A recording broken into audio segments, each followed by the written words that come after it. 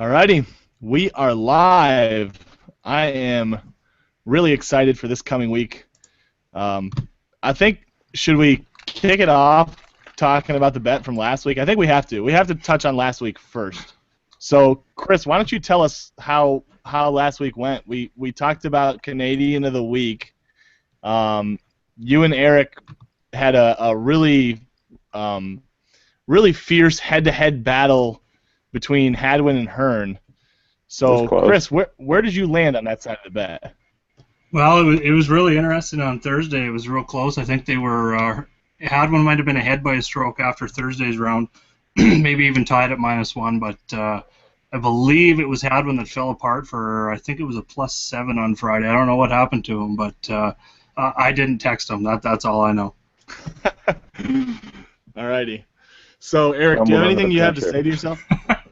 What was that? Hadwin crumbled under the pressure. I mean, yeah. He knew what was riding on that bet, so not making the cut. That wasn't important to him. He knew what was at stake. So. All right. So as your Canadian of the Week commissioner, I'm gonna be the one doling out the punishment to you. Is that am I understanding that correctly? I deserve it. Yep. Okay. So I've thought about this long and hard, and in honor of Canada's favorite sport, I had a shitty DFS week, so I had a lot of extra time to think about this. In honor of Canada's favorite sport, ladies and gentlemen, your new avatar, I give you... This will be good. The Crying Crosby. The Crying Crosby. I love it. The Crying Crosby. Because I'm a diehard Flyers fan, so seeing that makes me really extremely happy. Yeah, okay. All right. Awesome. So for those of you guys who don't know, Eric and Chris are both in the Great White North.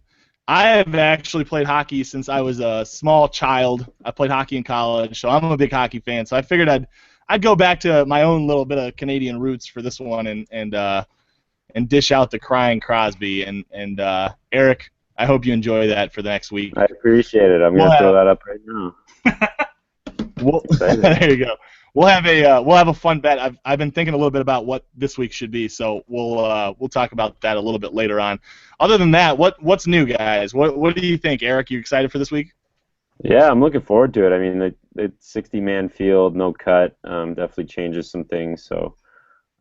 It's another loaded field. You're missing a few of the big Euro guys, or I guess they're playing the French Open. But I mean, kind of took a week off last week with a little bit of a weaker field, so this week should be fun. Some of the big names are back. Looking forward to it. Awesome. Anything else you want to add before we get rocking and rolling, Chris? No, just happy to see a full field, and it's going to be a week full of birdies, and it's going to be some high scoring, which the last 2 weeks have kind of been off that. Last week wasn't too bad, I guess. It played a little bit soft, so there was some scoring last week, but definitely excited for Firestone this week.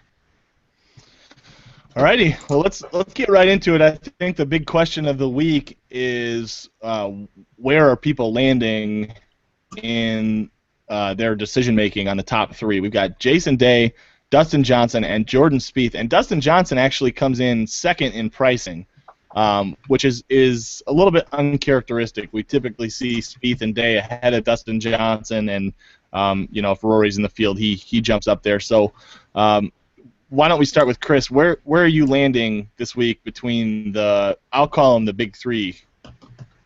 Actually fading Dustin Johnson, not because I don't like him, but mostly because I think the ownership's going to be the highest out of the three, just coming off the U.S. Open win.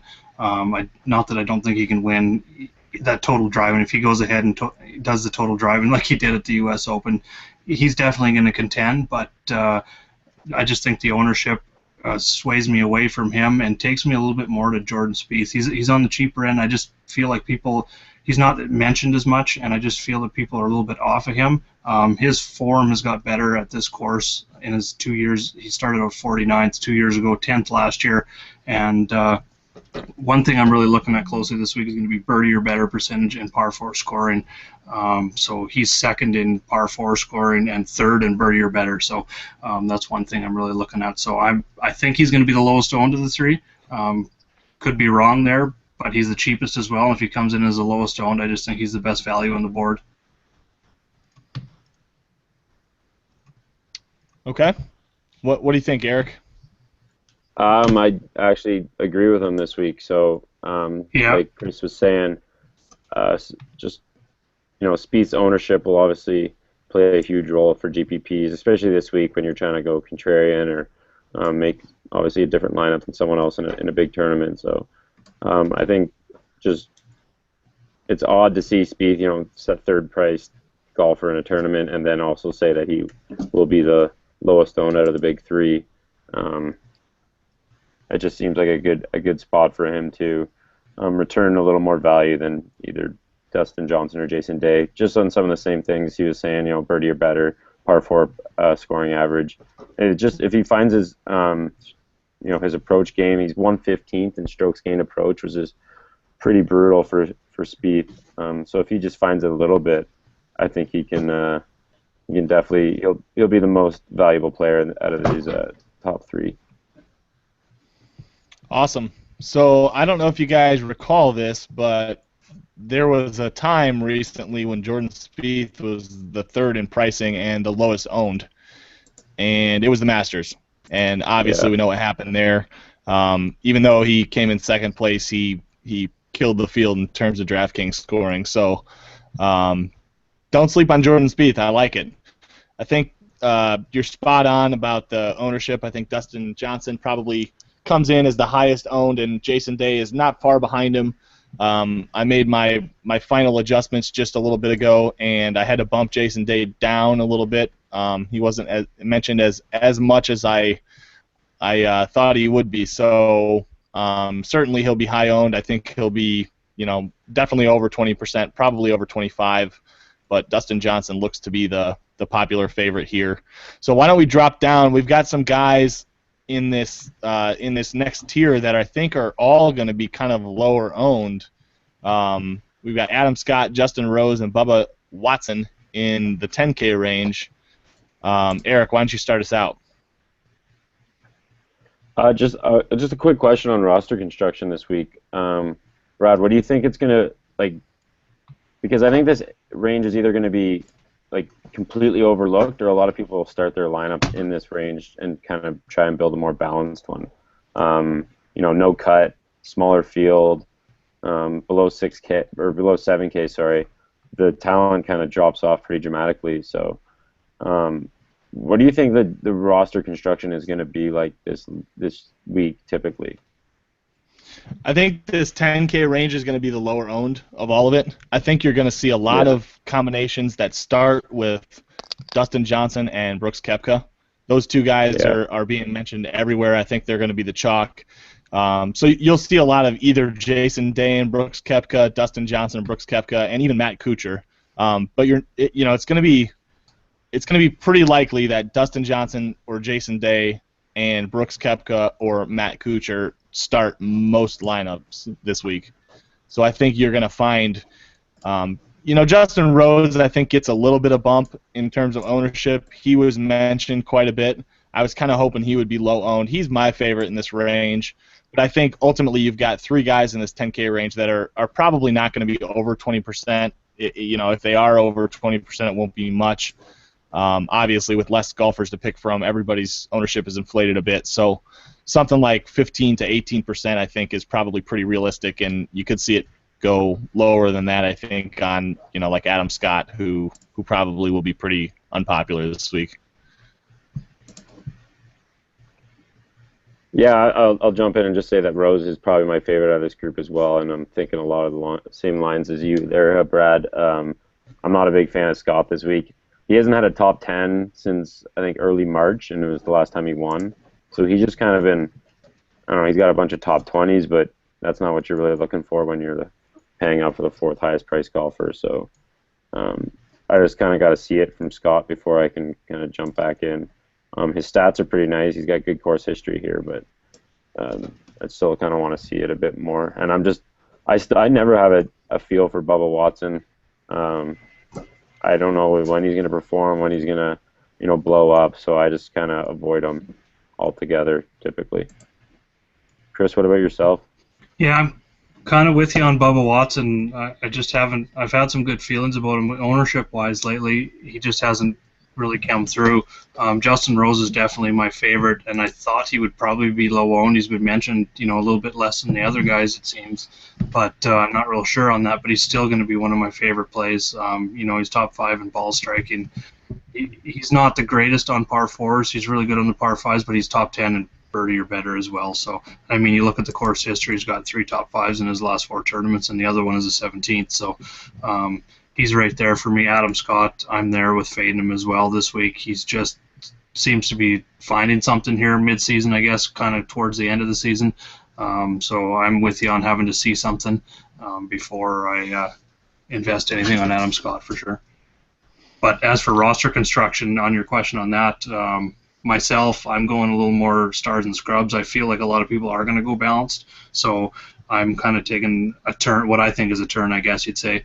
And like some of mine, I've started with Spieth and Rose, not Dustin Johnson, Jason Day and Rose, and actually building a really extreme stars and scrubs lineup that I've actually felt pretty comfortable with so far. So.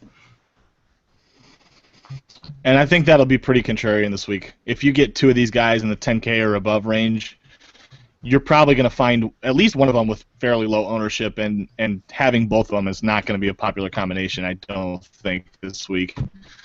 So definitely something to think about. In terms of Bubba, just real quick, I think a lot of times people make the mistake of assuming Bubba is a bomber and he doesn't make sense on some of the courses that you see guys who are tee to green and accuracy type players do well on, but Bubba I don't think really qualifies as just a pure bomber. I mean, a lot of times bombers who are really long off the tee like Bubba sort of sacrifice accuracy, but Bubba's tee to green and approach proximity game is elite. So I have to remind myself sometimes that on a course like this where you see the Jim Furyk's and the Matt Kuchars and the Justin Roses of the world have really good course history, Bubba Watson sort of fits that bill more than we're used to thinking. Yeah. And I think that's why sometimes it's really hard to kind of quantify what courses Bubba belongs at. I'm not saying that that's necessarily why you guys are having some struggles with kind of quantifying Bubba, but I think that personally is what I struggle with. It's is it a bomber track or is it an accuracy kind of approach track? And Bubba sort of fits on both of them, I think. Does that make sense? Yeah, I like that take. I mean, he's only 144th in driving accuracy, but when you look at the good drive percentage, he's 8th. Right. So, I mean, when he's missing those fairways, he's still making the greens or fringe in regulation and giving himself a chance at birdie or par. So I totally get on board with that. And I think this week with your long guys, you want a total driving, and he's top 40 in total driving as well. So I think you sold me on Bubba a little bit. And I'm not sure his ownership level. I couldn't really get a feel on his ownership, but I think you sold me on a few shares for sure. Okay. I will have some Bubba. I'm going to have probably 35% or so of Bubba, which will be pretty well overweight, I think, on the field for Bubba's ownership.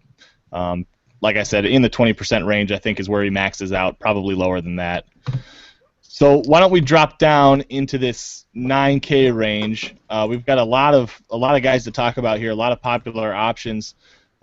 Starting out with Brooks Koepka all the way down to Ricky Fowler. Why don't we start with Ricky, because I think he's been kind of the interesting subject to talk about this week. Obviously at 9K he's pretty incredibly low priced. Chris, you want to start us off? What do you think? How are you going to handle Ricky this week? He was kind of one of the first guys I looked at this week, and first of all, like before even considering ownership or looking at mentions or anything at all, I love the price at 9K. I mean, he hasn't been playing that great. I liked him last week. He had the opening 2 rounds were he played very well, but kind of fell apart through the weekend, finished with a 39th. But I think he's kind of starting to trend in the right direction. So I felt like he was going to be low owned, but then with the value and seeing the mentions throughout the week, he's right up there and being discussed, I believe. So I think the ownership's going to be there. So I'm going to have some of them because I think he's trending in the right direction, but myself with the extreme, with taking two guys in that 10K and above. I really only have, maybe one share, like one lineup, one balanced lineup, but he's definitely in my balanced lineup. Okay. Eric, you want to weigh in on Ricky? Yeah, I just thought, like, at first glance, obviously Ricky seems like a tremendous value at 9,000. Usually he's up, he's with Adam Scott or Justin Rose in that area. So in a no-cut event, I mean, he's been missing cuts, which is kind of what you're afraid of as of late. But in a no-cut event, someone of his skill set, I think he can easily return his value at 9,000. He has been talked about a lot this week, so I am a bit worried that his ownership, and maybe more eyes are going towards his $9,000 price when people would just kind of look over him because he's been missing cuts. So, I love the value. He's obviously, like, talent-wise, he probably is never supposed to be a $9,000 golfer, but his value his ownership, is probably creeping up a bit. But I think he's, it's too good of a value to pass up on. There's no cut, like I mentioned before, so you don't have to worry about him blowing up. You can still pump out points throughout the weekend. So I just think it's a good spot for a $9,000 investment there. Yeah, something interesting they said on the Fantasy Labs podcast this week. They kind of made the comparison of a no-cut event to a basketball game that lasted 6 quarters. Eventually, over the course of 6 quarters, the cream of the crop in basketball is going to win out. The better players are going to get the minutes. They all have 4 rounds. I guess I switched back to golf in that metaphor. But you know what I mean. You get what I'm getting at. Ricky Fowler, I think, is far better than 9K. I think he has a much higher likelihood of paying off his price, knowing that he has four rounds. With his tendency to kind of make high numbers, I think Ricky Fowler guaranteeing himself 4 rounds means he has the likelihood to shoot that low number to help kind of make up for that and score some birdies and DraftKings points. So I'm going to be pretty heavily in on Ricky Fowler. That's my take on it. Obviously, he's been talked about a lot. You guys alluded to that fact. He's the benefactor of the biggest adjustment in my ownership projections. He started out at roughly 7%. I guess recent form typically plays the biggest role in ownership, and obviously with his price being low enough, I knew there was a chance that he would be talked about and popular. So I've got him in there, I think, at about 16%. Let me check here real quick. Yeah, 16.4%, which is kind of interesting because it puts him above guys like Patrick Reed and Hideki Matsuyama, Phil Mickelson, the guys around him. Something to think about, I guess. Personally, like I said, I'm going to be going overweight on him, so I'm just going to handle it by taking more of him than everyone else. Okay, why don't we, Jaeger, you got anybody else you want to talk about in this 9K? If I was playing cash, Matt Kuchar would be in there for sure. I'm not, obviously. I'm just playing GPPs this week again, switching over a little bit there. But he's accurate. He's good drive percentage. He's actually top 10 on the par 4 and top 20 birdie or better. So you possibly could consider him a GPP as well. I just think that price, 9,800, I don't think he's going to reel off another top 5 myself. I think maybe a top 10, top 20. And I just think for that price, there's guys with more upside right around him. But for cash games, I would definitely recommend him. Other than that, really no one else in that range myself. Okay. Eric, you want to talk about anybody in this 9K range other than Ricky? Whenever I, no cut event, lots of birdies, I think of obviously Hideki Matsuyama. He's fifth this year in birdie or better percentage. So I like him a lot this week. I typically do. I think that's a good price for him. He can get some birdie streaks going. 4 rounds of that. I think that I'd like to bet that he's going to score more DraftKings points than Furyk, Grace, or Kuchar. So just from that standpoint, I think that's a good buy there. So if you go Matsuyama, Fowler, I just think that has a lot of upside. Like there's there's not really as much risk as a typical event there. I know Matsuyama's missed back-to-back cuts, but I just think there's a lot of scoring potential. A lot of low numbers can be made between those two. Okay, I like that. I think you're spot on with Hideki. He's definitely going to be low owned. He's kind of sandwiched between some popular guys. I like to take an extra look at these guys who come off back-to-back miscuts. I think it's an easy way for people to want to fade somebody. And to me, I think a lot of times it's just something that people overreact to, back-to-back miscuts, especially when you see guys miss cuts on courses that just don't fit their bill, you know. And I'm not sure if that's the case with Hideki. I haven't really dug into him. I already liked Hideki anyways, and knowing he was going to be low-owned, I've got about 30% of him as well. So really good stuff. I think the only other guy I want to mention is Brooks Koepka. He's going to be the chalk this week. I'm going to have a little bit of him, probably just more, so that I can kind of hedge myself if he does do really well. But you can expect Koepka's ownership to be possibly the highest in the field, actually. He's been talked about basically everywhere. I would expect him to be.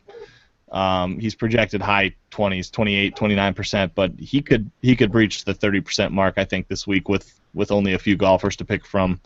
And Eric was going to ask Koepka highest owned player. I think so. Right now I've got him just behind Dustin Johnson, but very, very likely that the two could flip-flop.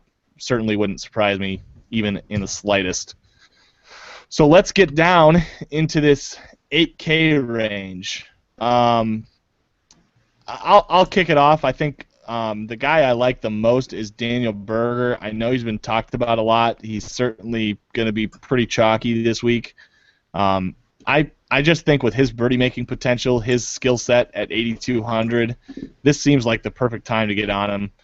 He's not going to hurt you as much with the big numbers. He's capable of making the birdie streaks. I'll probably have something like 50% of Daniel Berger when it's all said and done.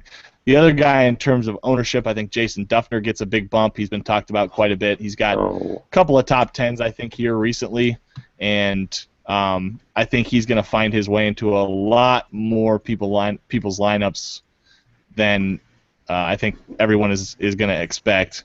Does that surprise you, Eric? I heard you make the noise. No, I just like Duffner a lot this week. I thought I was kind of being sneaky and So liking did him. I. So it kind of sucks to hear you say that, but what can you do? I mean, I like him a lot. He's coming off an 8th at the U.S. Open. He's had a couple top 10s here, like you mentioned. And I was shocked to see that he's 16th in birdie or better percentage, which is something I'm looking pretty strongly at this week. And not really there's not many stats that kind of scare me. He's not the longest off the tee, but good drive percentage is 18th, so kind of makes up for it there. 7th in greens and regulation. Duffner is probably he is my favorite play in the 8K range. Okay. Is there anybody else you want to cover before we kick it across to Chris? I was just looking at Phil, actually. I think Phil could come in under the radar. And he's another guy, that is probably not an $8,900 golfer in a field like this. He typically is a bit more. 7th in birdie or better percentage. Phil's kind of prone to putting up some big numbers at times, but when he gets the putter going, I think he could also give me 4 rounds of Phil, and you'll find some birdie streaks in there. So I think that's a DraftKings scoring wise. I think that's a good option at 8,900, and probably lower owned as well. Okay. So Phil put new iron shafts in this week, and apparently he's fallen madly in love with the change. Something to think about. Narrative Street. That's Love a good it. one. I don't mind that. Always got to look for the narratives, for sure. Oh yeah, and he's top 10 in birdie or better too. I think Phil's going to be a good play this week. I can see a top 10 out of Phil for sure. What do you think on ownership? What did you have him pegged for ownership? Like around 10%? Low. Yeah. Let me look. I was thinking even lower, maybe.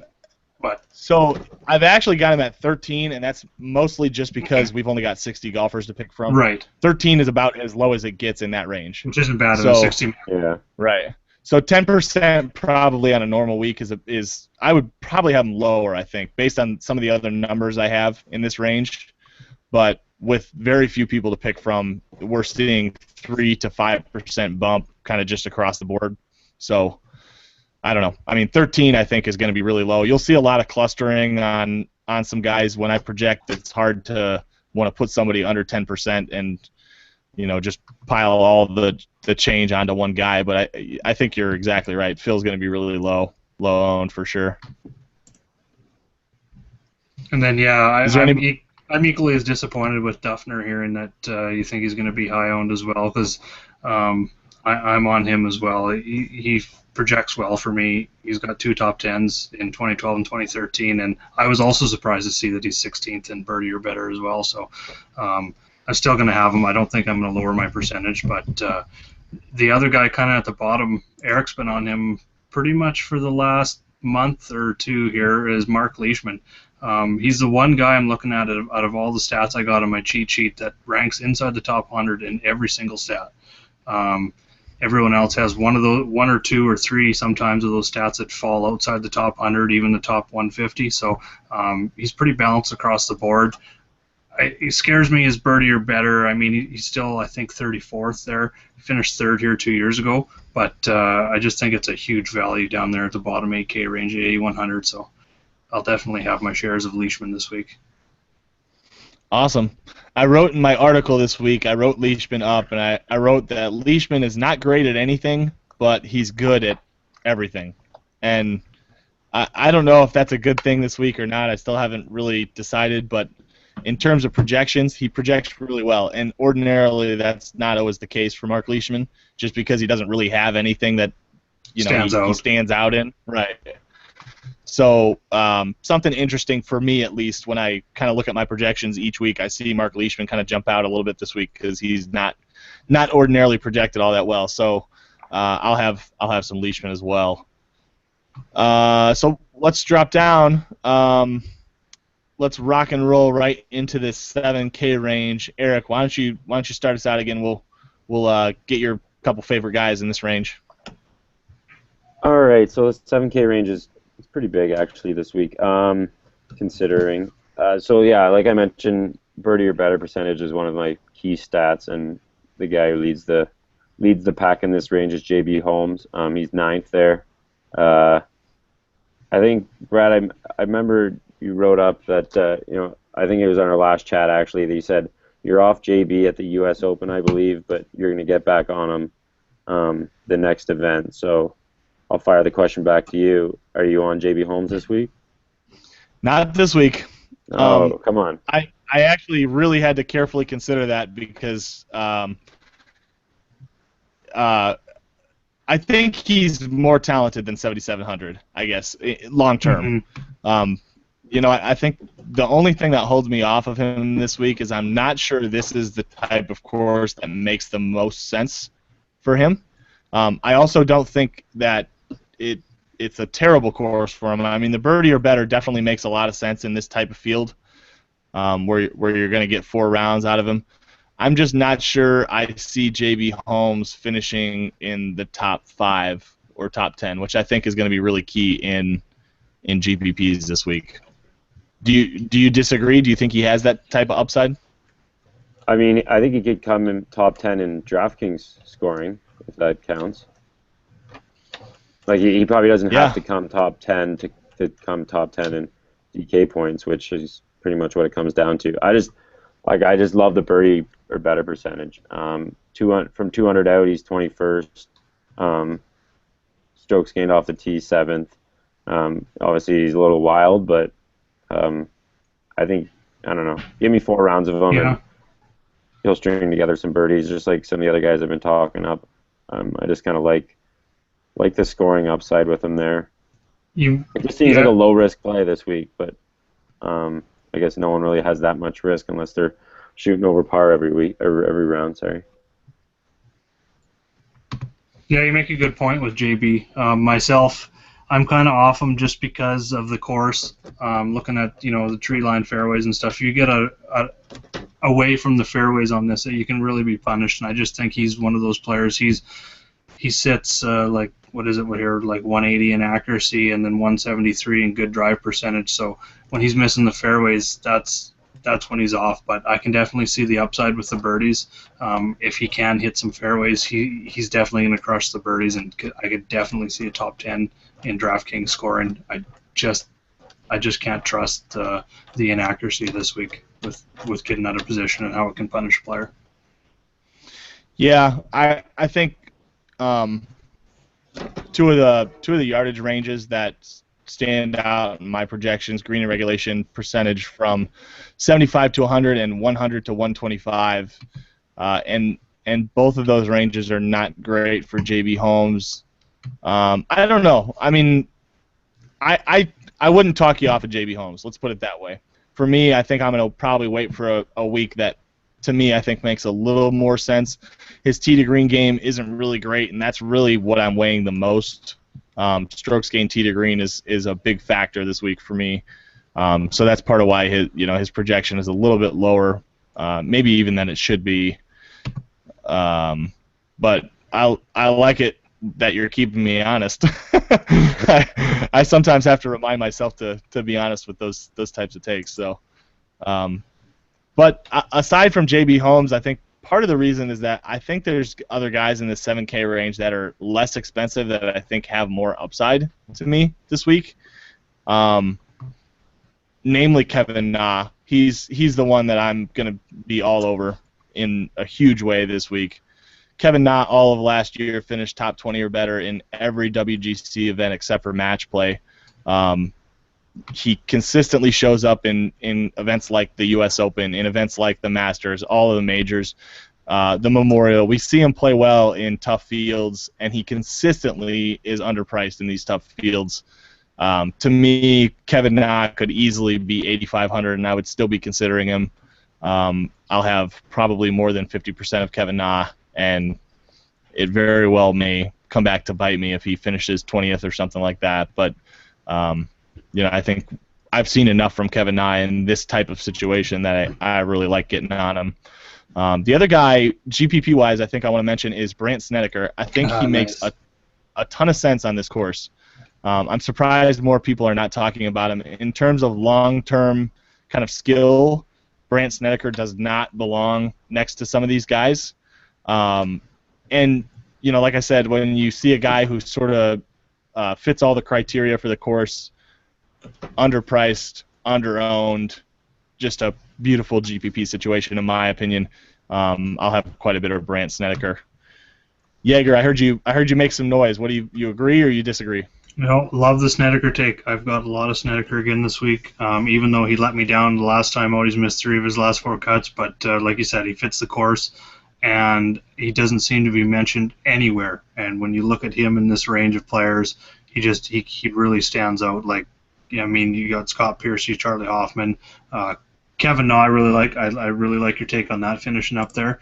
He actually is 4th in par 4 scoring, so I really love that this week. Then you got Harris English, so seeing Snedeker at that 7,200 and a combination of not being mentioned very much, love it for GPP. What do you think Snedeker's ownership is going to be? I'm just for how much he's been mentioned, like 5%, 6% might be on the high end. Okay, I've got him in at 6.25% right now. Okay. So I think, in my opinion, I think. Sorry? You guys are on the same page. Yep, I like it. Hopefully that's close. All right, Eric, you want to talk about any guys in this range? No, you kind of went. I like Kevin Na as well. I was gonna talk about him, but you covered all the bases there. I think there's some good GVP plays in this range. You can't really fire through them all, but there's gonna be some low-owned guys. Paul Casey probably, Lingmerth, Danny Lee. I don't know. Like, does Chappell really belong down here either? He's been playing pretty well this season, but just kind of seems low for his price. How he's been playing. Seems we keep talking about him just on the cusp of winning, but the results have just been not even close in the last 4 tournaments. Yeah, he's on a bit of a slump, but I'm gonna have some of them. I'm gonna have some of them as well. I find myself in terms of roster construction this week sprinkling a lot in this 7K range. Like I like Kevin Na a lot, and I find myself starting a lot of lineups with him. But I also find myself kind of spreading my exposure across a lot of these guys, and picking a number that I think is going to be just higher than the field, but low enough that I can get exposure from a lot of these other guys. I didn't mention Emiliano Grillo. I didn't mention Charlie Hoffman. I didn't mention Paul Casey. You guys talked about a couple of those guys. I think Kevin Kisner, you can have 6% of Kevin Kisner probably and be higher than the field. He's not going to be very highly owned.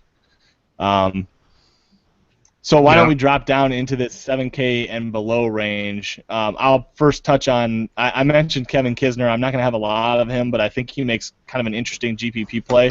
If he rattled off a win and you had 10% of him, it puts you in a really good spot. And I think even 10% is probably pretty well overweight compared to what the field's going to have. He's been a winner on tour. I think he's obviously not been playing very well this year, but I think he's got upside potential. But Smiley Kaufman, I almost said Smiley Chalkman. I've been saying that all week. But he's going to be the chalk, obviously, as you can tell by the fact that I'm mixing his name up with the word chalk. A lot of people talking about Smiley Kaufman.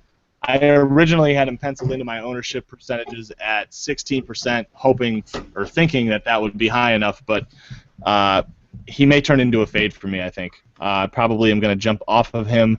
I may jump on to Grillo wherever I can and then bump myself down to guys like Will McGirt or Soren Kjeldsen.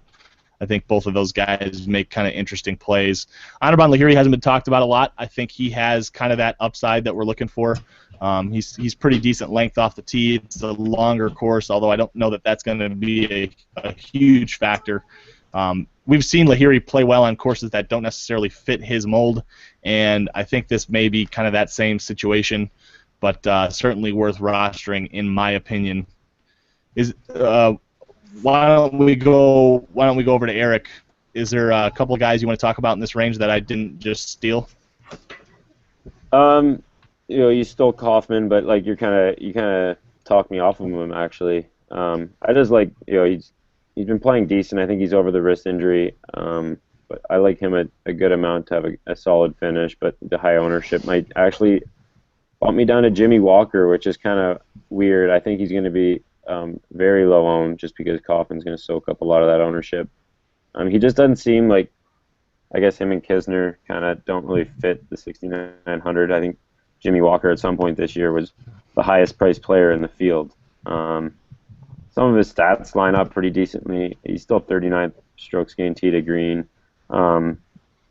Okay par 4 scoring, good at par 5s, 30th in bogey or birdie or better. Like I said, no cut event, so you don't have to worry about him missing the cut there. I just think that that low ownership on Jimmy Walker could be intriguing. What are your thoughts on Jimmy? I haven't heard anyone talk about him. Real quick, let me jump in. Eric from the chat wants to know about Byung-Hun An. Do you have any strong feelings one way or the other on Byung, Eric? No, not really. I don't probably haven't watched him enough to really have a strong take on him, but okay. Obviously probably one of the lower owned guys in this range. I think he was talked up a decent amount last week. I think he was in the 8,000 range. Finished 44th, it looks like. So maybe not the results you're hoping. So, but hopefully people are off him there. I can't really remember exactly if he was talked up a lot, but no strong feelings either way. So you got anything to say on Byung? Yeah, I think he's going to be a bit low owned. So I've got some interest in him. He didn't rank. I didn't see any rankings for him, but looking now, strokes gained off the tee, he's ranking 40th. around the green, top 60, tee to green, he's 52nd. So not too bad for a guy priced in that range. So definitely going to have some of him as well. 57th here last year. He's definitely going to improve on that with just 61 players. I think he's a lot better player than that, than a lot of guys in this range here. So I think he can outperform his salary this week for sure. You also mentioned Griot. He's going to be one of my favorites in this range, avoiding Kaufman as well. Don't really have any strong feelings on Walker, and then McGirt and Kistner. You mentioned them as well, but those are two of my favorite. Kistner being one of my favorite. He finished, I believe, second in the first WGC event of the year, so he can compete in some of these big fields. So I just think he can have one of those comeback weeks. And like you said, if he's going to be 10% or lower owned, and he comes in the top 10, he's definitely going to pay off and help you in your lineups this week. Yeah, I'll touch real quick on Jimmy Walker. I think I really think he makes an interesting play. I mean, if Jimmy Walker is 6,900 in the Texas swing, he's 75% owned with a lot of these same guys in the field. You know what I mean? Something to think about. I just sometimes in these short fields with a lot of talent, I like to think about which of these guys don't belong in the range they're in, and I think Jimmy Walker definitely kind of fits that mold. Just kind of scratching the surface. Obviously, a guy who can putt as well as Jimmy Walker, if he catches fire, he's going to catch fire. I think he's certainly capable of finishing with the upside that we need to roster him in GPP. So I definitely think that's an interesting play, especially knowing that he's going to be super low owned. Great pivot off of Smiley Kaufman, I think, in my opinion. If you're gonna roster Jimmy Walker, I think you should really heavily consider fading Smiley Kaufman, because in the scenario that Jimmy Walker does well, Smiley Kaufman does poorly, and you have a significant chunk of Jimmy Walker and don't have Smiley Kaufman, I think that's enough of a scenario to create a really positive expectation for you in terms of your lineup construction. So definitely something interesting there. Chris, you got anything else you want to cover in this range? Anybody else? No, I liked your take on Lahiri. I think he's going to be low owned as well. But other than that, below him, not really a whole lot. Maybe a little bit of beef. But other than that, not really looking at anybody below this at all. Okay. The one other guy I will mention before we move on into the 6K and below range is KT Kim, Kyung-Ta Kim. We talked about him on the podcast. He's Korean, so obviously our friend Kenny, also a Slurv expert, is going to be all over him. Yep, but he's been talked up a lot since we mentioned him on the podcast early Monday night. I have a hard time questioning Kenny when it comes to cash. I mean, he does a lot of content for Slurv.com related to cash, and I know Kenny mentioned KT Kim. I think he's going to find his way into my cash lineups, which is kind of a scary thought. But like I said, I have learned to stop questioning Kenny when it comes to these kind of sleeper cash game plays. He tends to hit on them more often than not, which is more than I can say. So definitely somebody to be thinking about at 6,200. And I talked about his results. He's been playing on the Japanese tour, which Kenny so politely informed me, and in six straight weeks he finished top third or better with 3 wins and 2 second place. I mean, just unbelievable. Doesn't matter what tour you're on, that's hard as hell to do. So obviously the guy can play, and Gladly Pay You Tuesday wants to know what will be considered high ownership on KTK. You guys have any thoughts on that? I like his call there. He said greater than 6%. I think it's probably going to be around there. I think on the high side, probably 10. Yeah, I don't know if he can get to 10. I think Andrew Johnston will take up a lot of ownership. But yeah, like is there a really bad cash play this week? I guess some of the guys at the bottom are, but I just feel like getting 4 rounds at anyone, they can't be that much different than a guy that you don't have to pay a few hundred extra for, like a Smiley Kaufman. I don't know.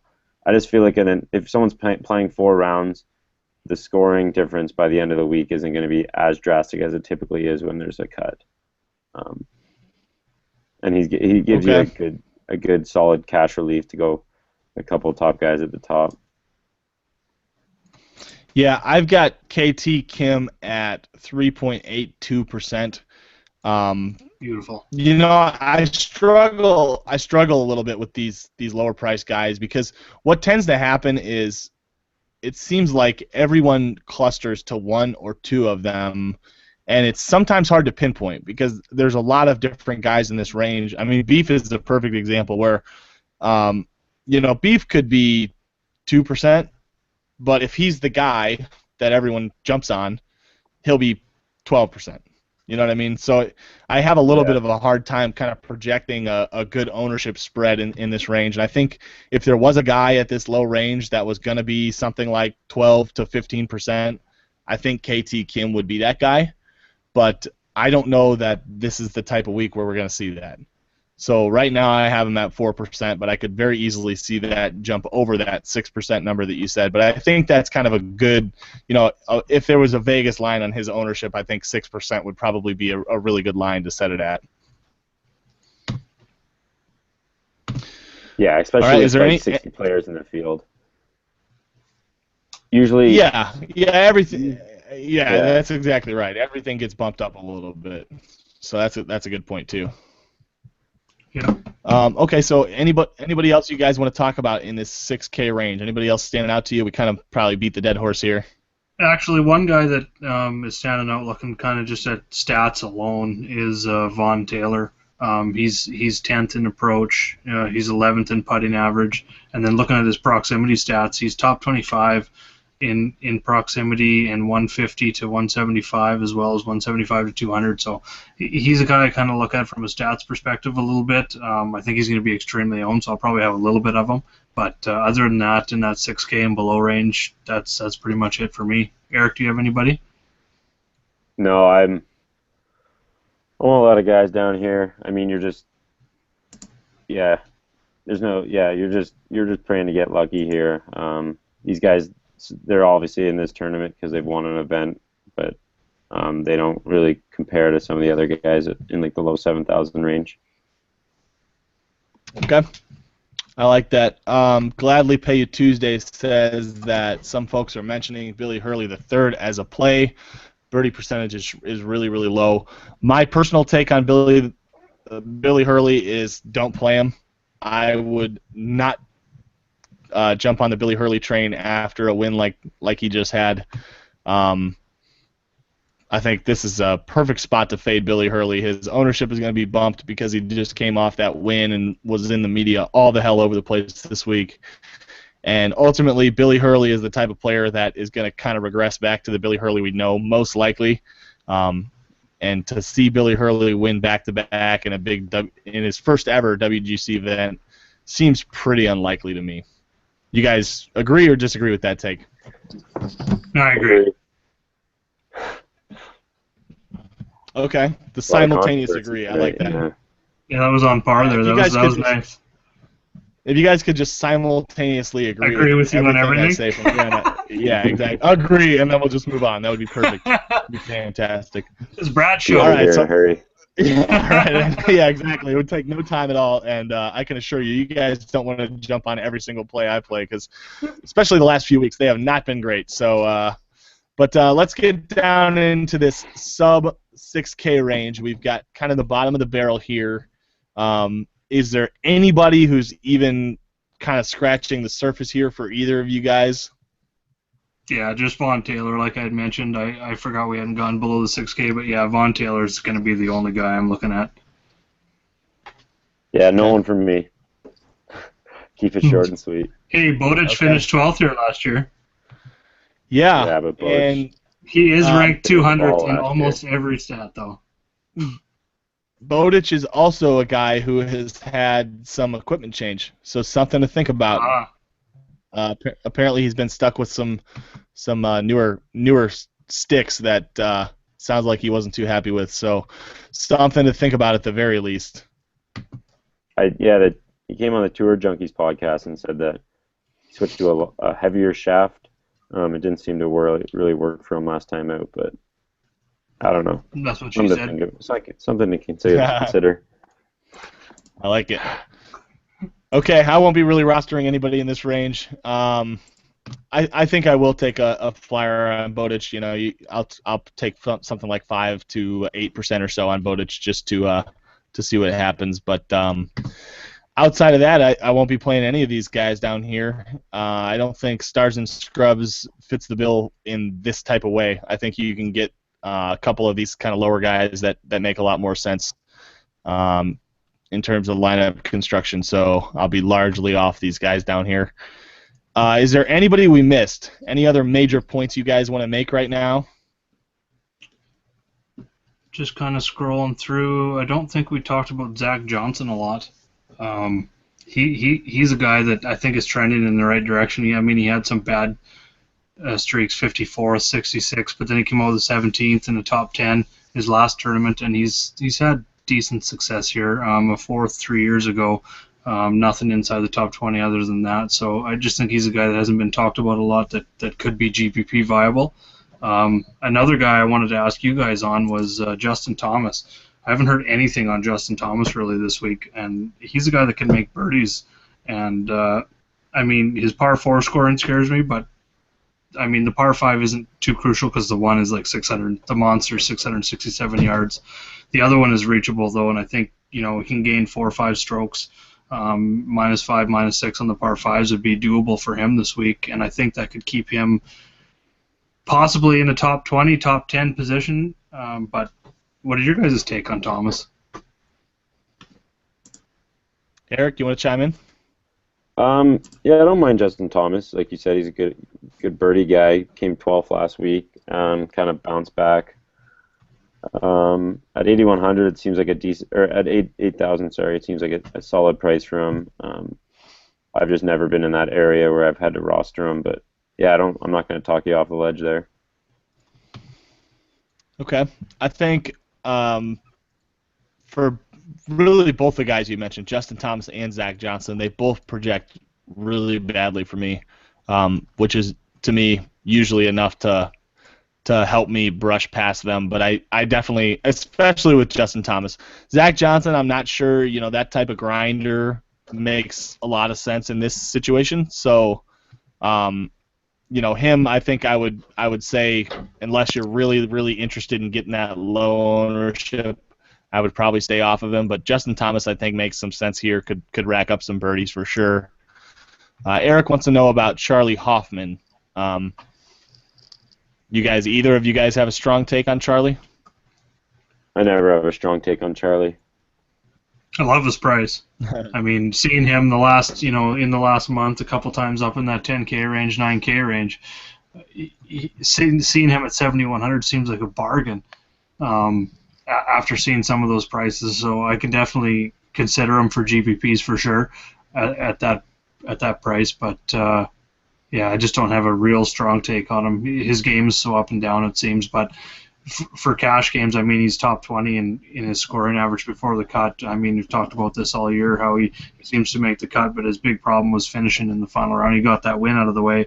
But, looking at the majority of those finishes, he has trouble in the final, on the weekend. So he's more of a cash game play, which seems weird to say for Charlie Hoffman, but not that there's a cut this week or anything, but he always seems to make it through there, but he can't finish at the end. So not there for me in GPP, and especially in a no-cut field.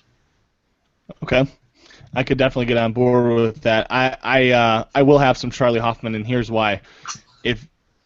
If all of these guys were, let's say they're, 150 to 1 to win, or let's say they were 150 to 1 to get a top 10, would you take Chris Kirk, Emiliano Grillo, Scott Piercy, or Charlie Hoffman? To win? Grillo. For a top 10. To me, the answer feels like a very obvious choice, and it would be Charlie Hoffman. they're all essentially the same price, $7K or $7,100. So when you kind of break it down like that, I really like Charlie Hoffman. The problem is I didn't include Brandt Snedeker, and he would very obviously be the choice for me. He's only 100 more expensive than Charlie, so I'll have both. I'll have a little bit of Charlie Hoffman. He'll be low owned, so I think I won't need much of him. 15, 16%, I think, was probably heavier than the field. Brandt Snedeker is right next door to him, though, and I find myself making my way to Brandt Snedeker more often than Charlie. But Charlie Hoffman makes a really great segue into our wager that we're going to make this week. Awesome. I've been thinking long. What's that? You're just going to set it up for us? Oh, yeah. Oh, you think I'm going to put my own skin in this game? I'm going to have you guys both wager, and I am going to be the one who doles out the punishment. I get all the fun with none of the risk. So this week, we are going to force you guys to take 2 players each, and we are going to call it the hairline team. Okay. So each of you guys have to pick a guy who has some sort of receding hairline, and we'll use a loose interpretation of that. Somebody like a Jim Furyk or a Bill Haas certainly qualify. So give it some thought. We won't put any salary restrictions on it, so you guys probably can both take a couple popular guys, but we'll go total DraftKings scoring between the 2 players you pick. Feel free to take a second to look through the pictures if you haven't memorized I'm struggling now. Danny Lee's beautiful face just yet. Okay, you need some salary. Yeah. Because I think we'd end up with the same guy. I think Why don't we do it draft the same style? guy at the top? Yeah. Why don't we'll do it draft style? You can't pick the same guy, so we'll go back and forth alternating. Oh, well, one of you guys pick one, and then you guys will have your own hair team or so lack does of winner it. go first? Sure. Yeah, Why you go not? first. That sounds. I mean, Crying Crosby over here can't. Well, that's easy for me. I'm gonna go Spieth right off the top. I know that's Okay. who Eric was thinking of. Yeah. So does Spieth qualify as the chalk for the hair team? I think probably. He's the first guy yeah. I thought of as soon as you said hairline. Okay. All right, I'll Jaeger, go. I gotta write this down or I'll forget it. Okay, who you got, Eric? Jeez, I don't really like these guys. I'll go Another guy Kuchar. at the top has one. Yeah, that's a good one. Kucha. Okay. Certainly qualifies. He would also qualify for the hat tan team, I think, in all likelihood. Mickelson's out there too, for sure. Oh, yeah. Alrighty. Well, Who we got next? this is tough. I'm kind of looking through some pictures here. Oh, there. Okay, yeah, Charlie Hoffman. He's got a lot of forehead going. Go to PGA-Tour.com, Charlie Hoffman, boom. Oh, yeah. That's why I said he made a great segue, because I was also doing the same thing you guys are now doing. Not looking at pictures. And and Hoffman's hairline certainly stands out, and not in a good way. That's a big forehead. Oh yeah. And so you got a little bit of sleeper in there too. So Eric, you feel free to go balanced. Jaeger's gonna go stars and scrubs in the receding hairline team. I don't know what considers receding here. No, Mickelson isn't. Mickelson's got a good head. Mickelson makes team dad runner of some sort, but probably not receding hairline just yet. Who else is in there? I don't really like the I bald see a guys this couple. week.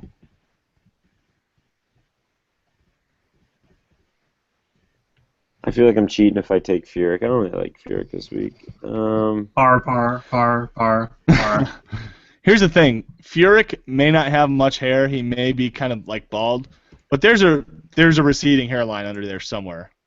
Like if you were to tie him up and force him to grow his hair, most likely it'd be receding in some way. Okay, I'm gonna cheat and give you a good one at the top. I know everyone's fading Dustin Johnson, but he's got a real nice receding hairline in this picture. Look on that left side. It just goes right back almost to the crown of his head. Beautiful. Oh, wow. I don't think I can go TJ, though. I'll go Vaughn Taylor. Let's have some fun. Okay. He certainly Cue ball. qualifies. I like it. All right. All right. So your selections were a little bit limited this week with only 60 guys in the field, but next week when we get a full field, I'll come up with something that you guys will have more than enough options on, and we'll see. So you guys want to do an avatar bet again? Are we going to keep doing that? Because I certainly have all kinds of Googling time. I'm up for it. Works for me.